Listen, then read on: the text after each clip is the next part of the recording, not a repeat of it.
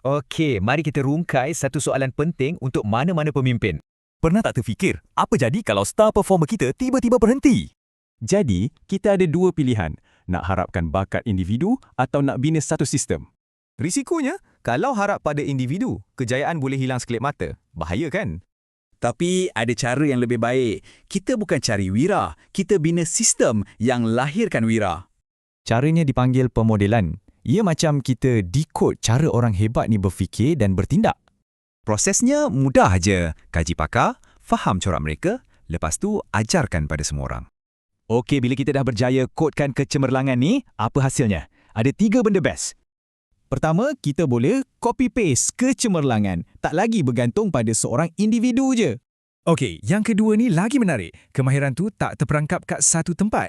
Kemahiran dari satu jabatan, kita boleh pindahkan untuk bantu jabatan lain. Sangat efisien.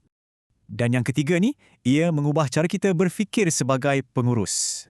Kita tak lagi cuma pandang hasil, tapi kita kaji proses di sebalik kejayaan tu. Inilah beza utamanya dengan latihan biasa. Kita tak ajar apa, kita ajar bagaimana untuk berfikir.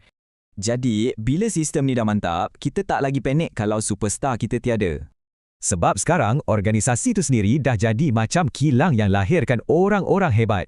Jadi persoalannya untuk anda, organisasi anda cari wira atau ia cipta wira?